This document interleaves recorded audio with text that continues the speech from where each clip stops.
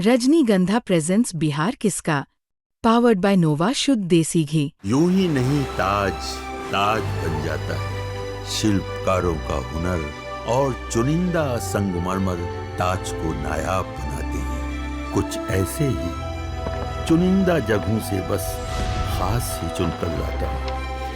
कतरे कतरे को मैं हीरे सा परखता हूँ। यूं ही नहीं मैं रजनीगंधा बन जाता हूँ। कि भाई आप बोलते हैं कि मैं एक पानी पे नहीं रहता हूँ, लेकिन कम से कम एक बीवी के साथ तो रहता हूँ। बधाई दिया है, मेरी तरफ से भी शुभकामनाएं उनको।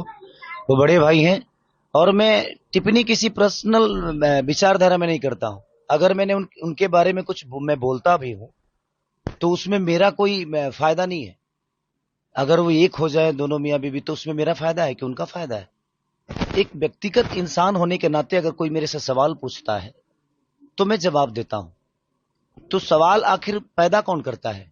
वही पैदा करते हैं। और मेरा उनसे व्यक्तिगत, अभी तो उन्होंने तत्काल ही बोला है कि मैं एक पानी पे नहीं रहता।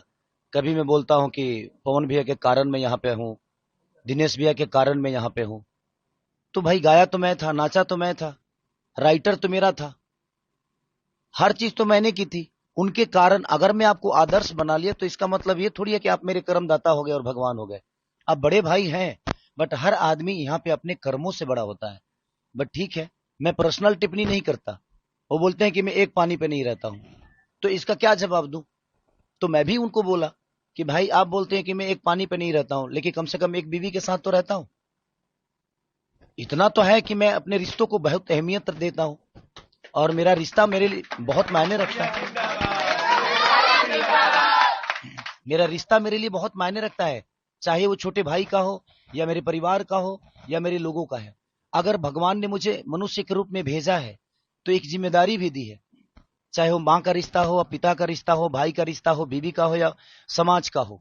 तो मुझे हर आदमी का सम्मान करना है और मैं सम्मान के साथ अपने कद और पद को बड़ा करना चाहता हूं, ताकि मुझे सम्मान भी मिले और मैं लोगों को सम्मान भी दूं।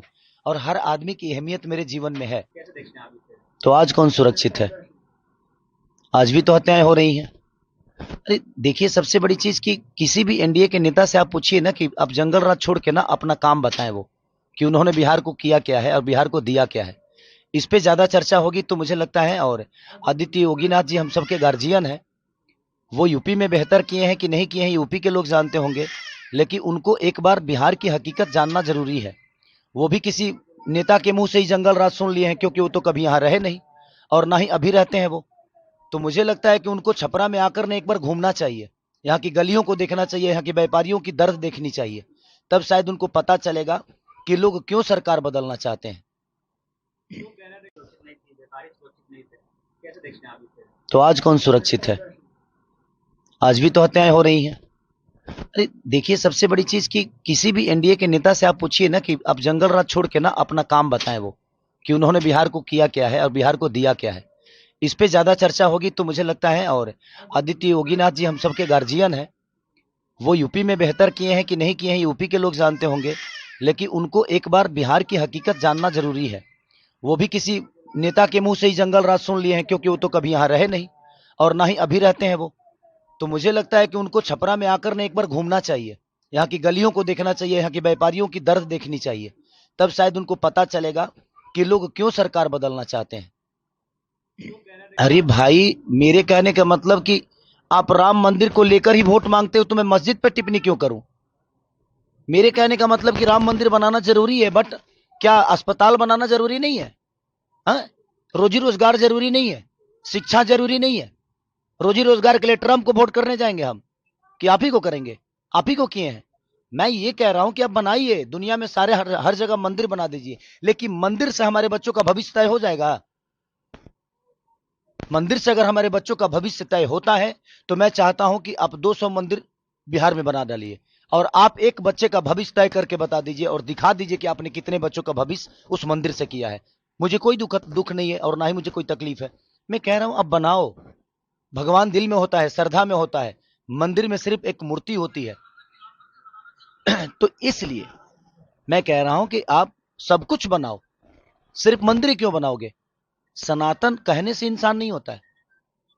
हमारे दिनेश भैया कह रहे हैं कि मैं यदुमुल्ला हो गया, मैं यादव कुल का आदमी हूं ही नहीं।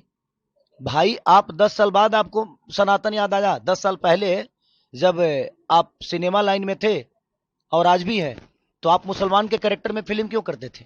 आपको नहीं करना चाहिए था। उस समय मुसलमान बुरे नहीं थे। तो बात वहां है ना कि बदलते ये लोग हैं। इनसे आप जब विकास की बात कहिएगा और करिएगा ना, तो ये आपको डायरेक्ट लेके जाएंगे मंदिर मस्जिद के पास, और नहीं तो सनातन पे ले जाएंगे।